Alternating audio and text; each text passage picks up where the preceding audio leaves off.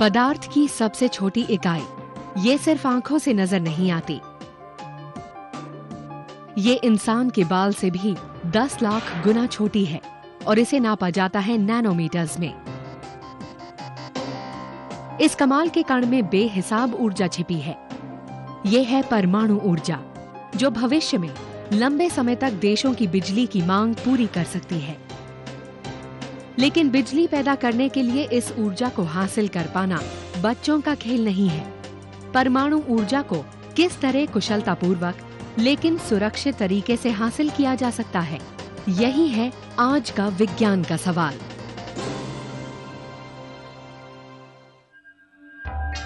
भारत जैसे देश की बिजली की मांग को पूरा करना एक बहुत बड़ा काम है। भारत दुनिया के सबसे ज्यादा आबादी वाले देशों में से एक है और यहाँ बिजली की मांग और आपूर्ति के बीच बहुत बड़ा अंतर है। देश के लगभग 30 करोड़ नागरिकों को बिजली नहीं मिलती और देश के सामने बिजली की चरम कमी का प्रतिशत 10 है। हम ऊर्जा प्राप्त करने के लिए जीवाश्म ईंधनों पर निर्भर करते हैं, जिससे पहले से ही गंभीर ये स्थिति और ज्यादा जटिल हो जाती है। कोयले से प्राप्त की जाने वाली विद्युत तापीय ऊर्जा विद्युत का एक प्रमुख स्रोत है। ये एक ऐसा संसाधन है जो ज्यादा समय तक नहीं चलने वाला। संदेश एकदम साफ है, अगर ऊर्जा के इस फासले को दूर करना है तो हमें जीवाश्म ईंधनों से अलग कोई विकल्प ढूंढना होगा और ये विकल्प लगातार बढ़ती आबादी के लिए लंबी अवधि का और स्थायी समाधान होना चाहिए। और सबसे अहम बात यह है कि प्रदूषण रहित और सुरक्षित समाधान होना चाहिए। इस मुकाबले में कई दावेदार मौजूद हैं। इन वैकल्पिक स्रोतों में से एक ऐसा है जिसे भारत आजादी के एकदम शुरुआती दौर से ही विकसित करता आया है। बिजली के अभाव से बड़ा कोई अभाव नहीं होता। ये बात परमाणु ऊर्जा के क्षेत्र में भारत के विख्यात वैज्ञानिक होमी भाभा ने कही थी। उन्होंने 1940, 50 और 60 के दशक में भारत के लिए लंबी अवधि की एक परिकल्पना तैयार की थी, ताकि वे परमाणु या नाभिकीय ऊर्जा का इस्तेमाल करके आत्मनिर्भर बने। लेकिन नाभिकीय ऊर्जा या परमाणु ऊर्जा आखिर होती क्या है? इसके लिए हमें आज तक के इतिहास के सबसे जाने पहचाने समीकरण की ओर लौटना होगा। ये है एल्बर्ट आइंस्टाइन का E=mc²। ये समीकरण बताता है कि द्रव्यमान और ऊर्जा किस प्रकार समान है। कहने का मतलब ये है कि तमाम पदार्थ का द्रव्यमान होता है जिसे ऊर्जा में बदला जा सकता है और इसमें परमाणु का नाभिक भी शामिल है। परमाणु ऊर्जा एक ऐसी ऊर्जा होती है जो किसी परमाणु के नाभिक में मौजूद होती है। हम इस ऊर्जा तक 2 तरीकों से पहुंच सकते हैं। नाभिकीय संलयन, मतलब 2 या उससे ज्यादा नाभिक को एक बनाकर, और नाभिकीय विखंडन, मतलब एक नाभिक को 2 या उससे ज्यादा उत्पादों में बांटकर। सैद्धांतिक रूप में इन दोनों ही बातों से ढेर सी ऊर्जा पैदा होती है, लेकिन व्यावहारिक रूप में इनमें से सिर्फ एक से ही सफलतापूर्वक और सुरक्षित तरीके से ऊर्जा उत्पन्न हो पाई है। ये है नाभिकीय विखंडन। विखंडन आमतौर पर तत्वों की आवर्त सारणी के निचले आधे हिस्से में पाए जाने वाले भारी परमाणु के साथ संपन्न किया जाता है। सबसे पहले पुख्ता तौर पर जर्मनी में 1938 में इसे देखा गया और इसकी व्याख्या की गई। जब यूरेनियम पर न्यूट्रॉन्स की बौछार की गई तो क्या हुआ? इसका अध्ययन ओटो हान, लीसा माइटनर और फ्रिट्ज स्ट्राट्समन नामक वैज्ञानिकों ने किया था। उन्हें ये देखकर हैरानी हुई कि भारी नाभिक अलग हो गया और उसने कहीं हल्के बेरियम की रचना कर डाली। इनके इतिहासकार ओटो रॉबर्ट फ्रिश के शब्दों में, यूरेनियम नाभिक शायद आपको एक ऐसी अस्थिर और लड़खड़ाती बूंद जैसी लग सकती है जो जरा सी छेड़खानी से भी खुद को विभक्त करने को तैयार हो, जैसे कि एक न्यूट्रॉन की हल्की सी चोट। अलग होने के बाद ये दोनों बूंदें अपने आपसी इलेक्ट्रिक रिपल्शन के कारण अलग अलग हो जाएंगी और बहुत ही तेज रफ्तार हासिल कर लेंगी, जिससे काफी ऊर्जा पैदा होगी। लेकिन ये ऊर्जा आखिर आई कहां से? E=mc² का इस्तेमाल करके वैज्ञानिकों ने ये तय किया कि मुक्त हुई ऊर्जा यूरेनियम और इसके विखंडन उत्पादों के बीच के द्रव्यमान में मौजूद अंतर के बराबर थी। और ये ऊर्जा आखिर कितनी थी? आइए ये समझने के लिए एक सरल सी तुलना करते हैं। 1 किलो कोयला पूरी तरह जलाने से लगभग 8 किलोवाट आवर ऊर्जा मिलती है। इसकी तुलना में 1 किलोग्राम यूरेनियम 235 जैसे विखंडन योग्य परमाणु ईंधन से 2 करोड़ 40 लाख किलोवाट आवर ऊर्जा मिलती है। सरल शब्दों में यूरेनियम जैसे ईंधनों के नाभिकीय विखंडन से कोयले को जलाने से मिलने वाली ऊर्जा के मुकाबले 20 से 30 लाख गुना अधिक ऊर्जा मिलती है। इस कमाल की बात के कारण ही होमी भाभा और विक्रम साराभाई जैसे अन्य वैज्ञानिक परमाणु ऊर्जा के समर्थक बन गए। उन्होंने भारत के इस्तेमाल के लिए परमाणु की ऊर्जा का फायदा उठाने हेतु 3 चरण वाला एक परमाणु ऊर्जा कार्यक्रम तैयार किया। इस योजना का एक महत्वपूर्ण मिशन था बड़ी मुश्किल से मिलने वाले यूरेनियम ईंधन पर धीरे धीरे भारत की निर्भरता घटाना और इसके बजाय यहाँ ज्यादा मात्रा में मिलने वाले थोरियम का इस्तेमाल करना। इसका मतलब ये था कि भारत को उन ज्यादातर देशों से भिन्न टेक्नोलॉजी विकसित करनी थी जिनके पास यूरेनियम ईंधन के भरपूर भंडार थे। भारत को ये लंबा सफर खुद ही तय करना था क्योंकि परमाणु ऊर्जा विकसित कर सकने वाले अन्य देश राजनीति और सामरिक कारणों से भारत का साथ नहीं दे रहे थे। ये कार्यक्रम का आरंभिक चरण है जिसमें हमने रिएक्टर डिजाइन करने और उन्हें लगाने के सिलसिले में तमाम जानकारी और महारत हासिल की और फिर हमने न्यूक्लियर रिएक्टर कार्यक्रम के लिए एक बेस बनाया। तो इस तरह भारत में शुरू में ही 3 चरणों में से पहले चरण का आरंभ हुआ। इसे थर्मल फेज कहा गया और इसमें ऐसे पारंपरिक नाभिकीय रिएक्टर बने जिनमें यूरेनियम 235 का इस्तेमाल करके नियंत्रित विखंडन अभिक्रिया को अंजाम दिया गया। इन रिएक्टरों के अंदर यूरेनियम 235 को न्यूट्रॉन्स के साथ टकराया जाता है जो इसे नए उत्पादों और आजाद न्यूट्रॉन्स की शक्ल देता है। आजाद हो चुके ये न्यूट्रॉन U-235 के दूसरे परमाणु से टकराकर एक श्रृंखला अभिक्रिया पैदा कर देते हैं। इस श्रृंखला अभिक्रिया को पानी जैसे मॉडरेटर नियंत्रण में रखते हैं। ये विखंडन उत्पन्न करने के लिए मुक्त न्यूट्रॉन्स को नियंत्रित करते हैं और उनकी रफ्तार धीमी रखते हैं। इससे पैदा होने वाली ऊर्जा को पानी जैसे कूलेंट स्टीम जनरेटरों तक ले जाते हैं जो विद्युत ग्रिड को बिजली देते हैं। पिछले कुछ एक दशकों के दौरान ऐसे तापीय नाभिकीय रिएक्टर भारत के बहुत से हिस्सों में बन गए हैं। इन्होंने भारत के 3 चरण वाले न्यूक्लियर प्रोग्राम के दूसरे चरण के लिए जमीन तैयार कर दी है जिसका नाम है फास्ट ब्रीडर रिएक्टर स्टेज। पहले चरण से दूसरे चरण में जाने के लिए काफी शोध, विकास और टेक्नोलॉजी में सुधार लाने की जरूरत होती है। ये वो जगह है जहां प्रोटोटाइप फास्ट ब्रीडर रिएक्टर या PFBR बनाया जाएगा। तमिलनाडु के कलपक्कम में बनाया जाने वाला 500 मेगावाट का ये विद्युत संयंत्र भारत के परमाणु क्षेत्र में एक नया अध्याय है। इसकी विशेषता ये है कि ये रिएक्टर विखंडन योग्य जितनी सामग्री खर्च करता है उससे ज्यादा बनाता है, यानी इस तरह इसे यूरेनियम की बहुत कम मात्रा की जरूरत पड़ती है। लेकिन ये ऐसा कैसे कर पाता है? आजाद न्यूट्रॉन रिएक्टर के कोर के अंदर जिस तरह नियंत्रित होते हैं, जवाब उस तरीके में छिपा है। किसी पारंपरिक रिएक्टर के विपरीत जहां न्यूट्रॉन्स की रफ्तार विखंडन उत्पन्न करने के लिए धीमी कर दी जाती है, फास्ट रिएक्टर्स न्यूट्रॉन्स को उच्च ऊर्जा के साथ चलने की इजाजत देते हैं। बेशक तेज रफ्तार वाले ये न्यूट्रॉन विखंडन के मामले में अपने धीमे साथियों जितने बढ़िया तो नहीं होते, लेकिन ये यूरेनियम 238 जैसे ईंधन को प्लूटोनियम 239 जैसे विखंडन योग्य मटेरियल में बदलने के लिए एकदम सही होते हैं। अब इस प्लूटोनियम को निकालकर दोबारा प्रोसेस करके नए ईंधन के तौर पर इस्तेमाल किया जा सकता है, लेकिन ये कहना आसान है और करना मुश्किल। प्रोटोटाइप फास्ट ब्रीडर रिएक्टर को बनने में दशकों लग गए हैं और इसे पूरी तरह देश में बनाया गया है।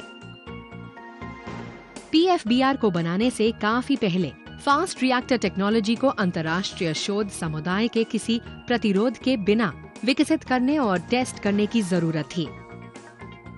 ये एक ऐसी चुनौती थी जिसे Indira Gandhi centre for atomic research या IG-CAR ने स्वीकार किया। देश में ऐसा विकास करने के लिए ये जानना जरूरी होता है कि ऐसे ईंधनों की कैसे नकल की जाए, इनके गुणधर्म क्या होते हैं।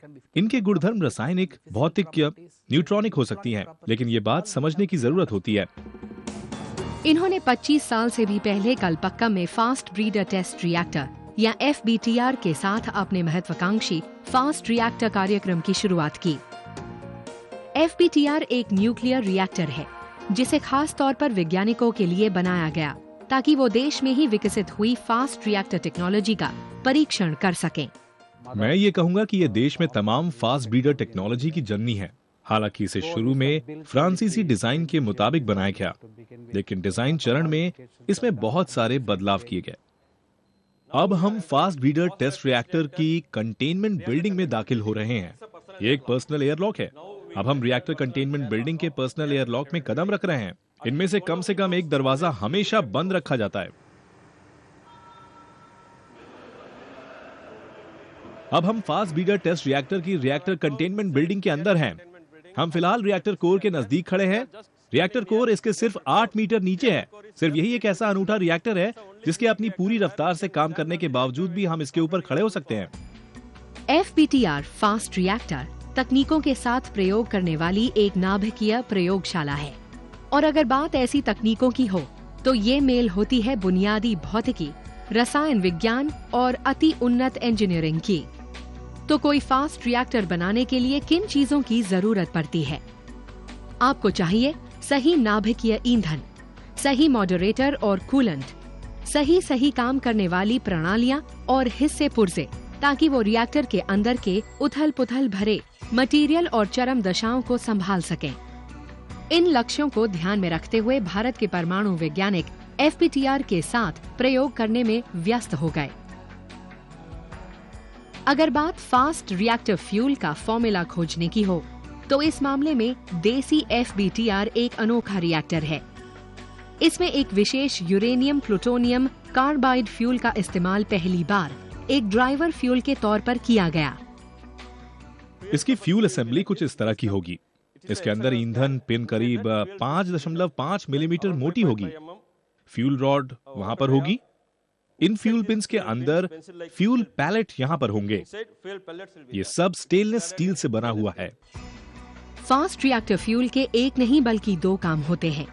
ठोस विखंडन की प्रक्रिया कार्यकुशल ढंग से करनी होती है ताकि अधिकतम ऊर्जा हासिल की जा सके। इसके विखंडन को इतना नया ईंधन भी बनाना चाहिए जिसे इसे दोबारा प्रोसेस करके निकाला जा सके। क्योंकि FBTR का यूरेनियम प्लूटोनियम कार्बाइड फ्यूल एक नया मिश्रण है और इसका इस्तेमाल दुनिया में और कहीं नहीं किया जाता, इसीलिए इसे बनाना चुनौतीपूर्ण रहा है। इसकी परफॉर्मेंस की जांच करने के लिए उस जल चुके ईंधन पर लगातार और कड़े टेस्ट किए जाते हैं जो रिएक्टर कोर के अंदर मौजूद मुक्त न्यूट्रॉन्स द्वारा इरेडिएट किया जा चुका होता है। इस जल चुके रेडियो सक्रिय ईंधन को बहुत ध्यान से रिएक्टर के कोर से निकालकर रेडियो मेटलर्जी लैब के विशेष चेम्बर्स में ले जाया जाता है, जिन्हें हॉट सेल्स कहते हैं। कोई हॉट सेल एक ऐसी जगह होती है जहां बेहद सक्रिय मटेरियल्स को रिमोट ऑपरेशंस के जरिए सुरक्षित ढंग से संभाला जा सकता है, ताकि ऑपरेटिंग एरिया में काम कर रहे लोग अंदर मौजूद रेडिएशन से प्रभावित ना हो।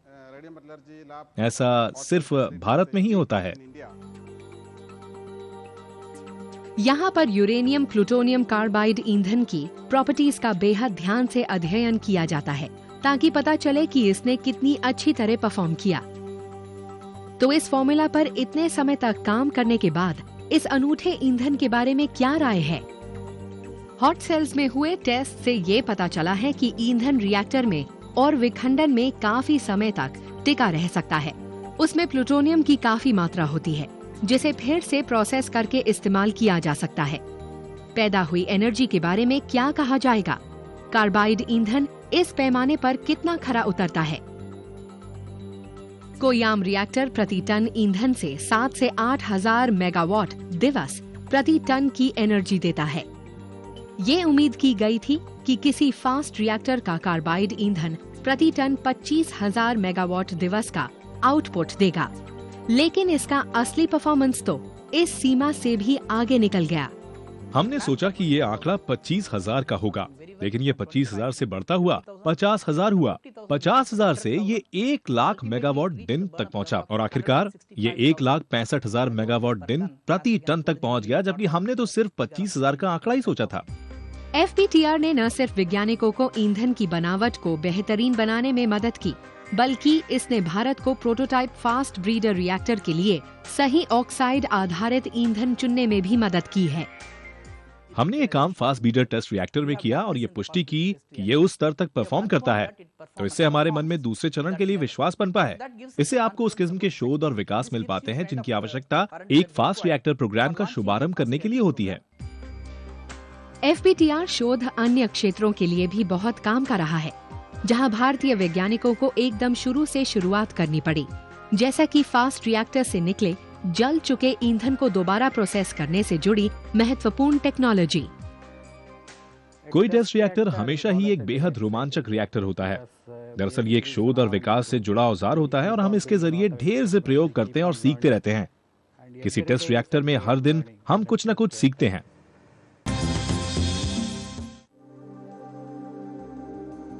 जब भारत के पहले फास्ट रिएक्टर के ईंधन का फॉर्मूला सही हो गया, तो अब अगला बड़ा कदम था सही कूलेंट का चुनाव करना। इस मांग को पूरा किया तरल सोडियम ने। तरल सोडियम FBTR और PFBR जैसे फास्ट रिएक्टर्स के लिए सर्वोत्तम है। इसमें ऊर्जा को रिएक्टर कोर से स्टीम जनरेटर्स तक ले जाने के लिए बेहतरीन हीट ट्रांसफर प्रॉपर्टीज हैं। इसमें बेहतरीन न्यूक्लियर प्रॉपर्टीज भी हैं, ताकि ये सुनिश्चित किया जा सके कि आजाद न्यूट्रॉन किसी विखंडन अभिक्रिया में उच्च ऊर्जा वाले बने रहते हैं। लेकिन तरल सोडियम को नियंत्रित करना इतना आसान नहीं होता। अगर आप तत्वों की आवर्त सारणी पर नजर डालें, तो सोडियम आपको अल्कलाई मेटल्स के पहले ग्रुप में मिलेगा। इसकी एटॉमिक प्रॉपर्टीज इसे हवा और नमी में बेहद रिएक्टिव और अस्थिर बनाती हैं। अगर इसका सामना इन चीजों से हो, तो ये विस्फोटक हो सकती हैं। ये रिएक्टर के अंदर अन्य स्ट्रक्चरल मटेरियल्स को नुकसान भी पहुंचा सकती हैं। तरल सोडियम की स्ट्रक्चर मटेरियल्स के साथ केमिस्ट्री बहुत हद तक अधात्विक अशुद्धियों पर निर्भर करती है, जैसे कि ऑक्सीजन और हाइड्रोजन। सोडियम में ऑक्सीजन और हाइड्रोजन की घुलनशीलता 1 के मुकाबले 10 लाख के इन स्तरों के 10वें हिस्से के बराबर होती है। आप यहाँ मेरे हाथ में सोडियम का ये चमकता हुआ टुकड़ा देख रहे हैं। इसके अंदर ऑक्सीजन का 10 लाखवां हिस्सा मौजूद है। अगर यहाँ एक 10 लाखवां हिस्सा ऑक्सीजन हो, तो इसकी चमकीली सतह धुंधली पड़ जाएगी। आप यहाँ ऐसे देख सकते हैं। अगर ऑक्सीजन का स्तर 10 लाखवां हिस्से से कुछ अधिक हो, तो इससे क्षय शुरू हो जाएगा। जब सैंपल को कई सोडियम फैसिलिटीज में लाया जाता है, तो ये एकदम सही सलामत होना चाहिए। इसे सफर के दौरान संदूषित नहीं होना चाहिए।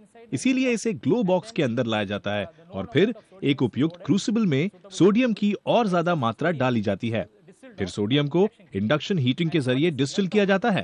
फिर जो कुछ बचता है वो अवशिष्ट होता है। इसके बाद हम विभिन्न तकनीकों के जरिए ऑक्सीजन या कार्बन तथा विभिन्न ट्रांजिशन धातुओं और अशुद्धियों का विश्लेषण कर सकते हैं। यहाँ वैज्ञानिकों ने बेहद उन्नत सेंसर डिजाइन किए हैं, जो फास्ट रिएक्टर्स के उच्च तापमान को झेल सकते हैं और सोडियम अशुद्धियों पर नियंत्रण रख सकते हैं। लेकिन खुद रिएक्टर कंपोनेंट्स के बारे में क्या कहा जाए? भला वो सालों साल रिएक्टर के अंदर सोडियम के इस तीखेपन का सामना कैसे कर लेते हैं?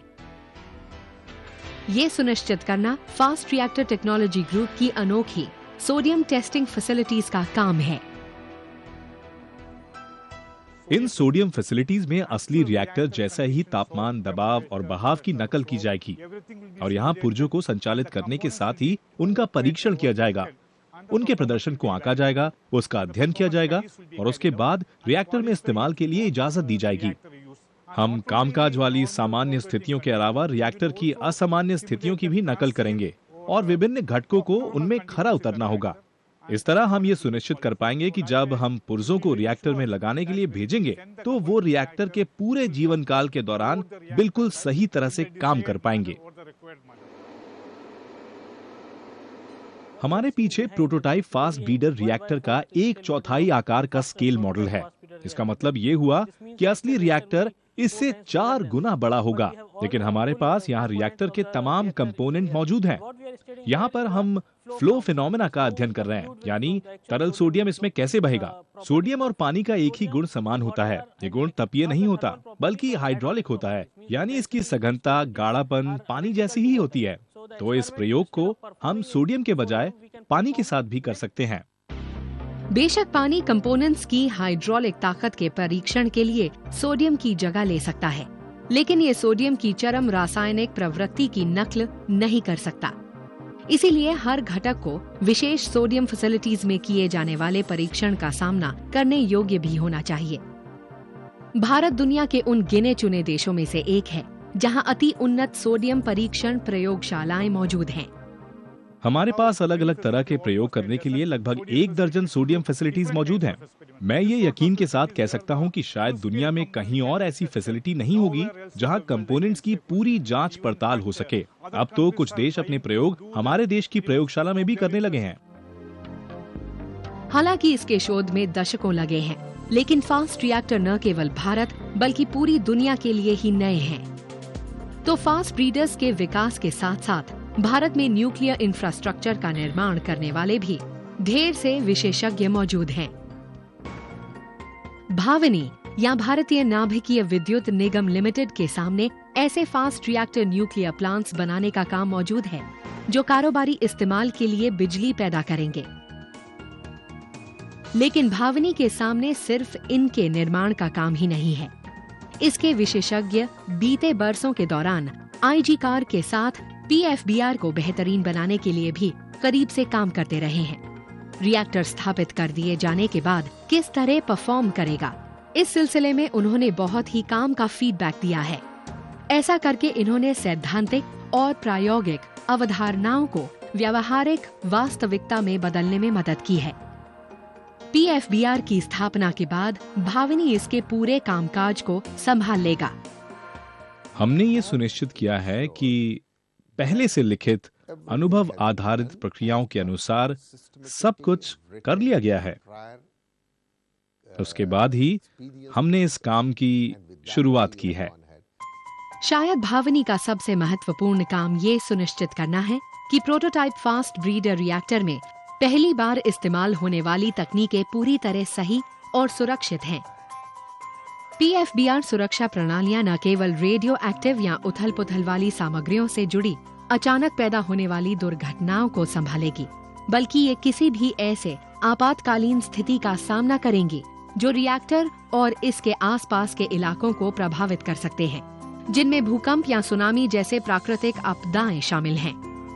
भाविनी में हम देख सकते हैं कि इन उपायों को किस तरह अमल में लाया जाता है।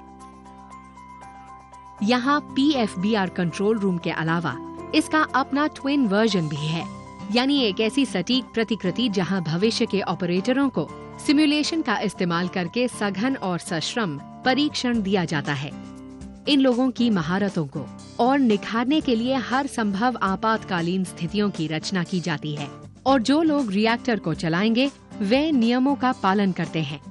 इन प्रक्रियाओं से ये सुनिश्चित होता है कि किसी भी मामले में कोई लापरवाही नहीं बरती जाए। ये फैसिलिटी ऑपरेटरों को प्रशिक्षण देने के लिए है।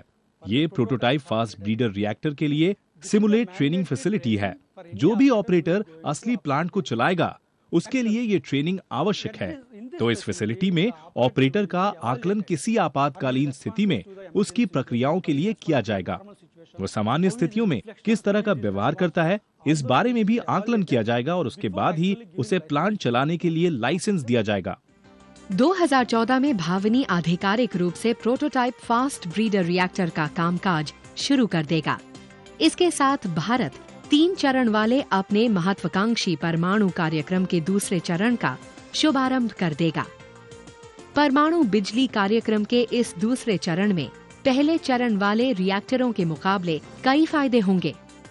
ये पहले से ज्यादा साफ सुथरा होगा और इससे कम परमाणु कचरा निकलेगा। ये प्रति यूनिट ईंधन ज्यादा ऊर्जा पैदा करेगा। लेकिन सबसे महत्वपूर्ण बात यह है कि परमाणु ईंधन के क्षेत्र में भारत को आत्मनिर्भरता के और करीब लाएगा, क्योंकि फिर हम तीसरे चरण की ओर बढ़ेंगे जिसके साथ थोरियम जुड़ा हुआ है। देखिए, ये एक देशी टेक्नोलॉजी है, एक देशी रिएक्टर है और हमें अपनी क्षमता पर ही निर्भर होना होगा। हम किसी और के कंधों का सहारा नहीं ले सकते। हमें आत्मनिर्भर होना होगा और ये आत्मनिर्भरता हमें फास्ट रिएक्टर देगा, जिसके बलबूते पर हम बिजली बना पाएंगे। मुझे इस बात को लेकर बहुत रोमांच भी है और बहुत यकीन भी कि ये जरूर कामयाब होगा। स्थापित हो जाने के बाद PFBR कारोबारी खपत के लिए बिजली पैदा करेगा। इसका बहुत ध्यान से अध्ययन किया जाएगा ताकि देश के दूसरे हिस्सों में भी इसे लगाया जा सके। ये भारत की परमाणु दास्तान में तीसरी तकनीकी लहर के लिए भी मार्ग प्रशस्त करेगा। तो जहां तक भारत के परमाणु वैज्ञानिकों का सवाल है, उनका एक सपना सच हो रहा है, तो और बहुत से सपने सच होने का इंतजार कर रहे हैं।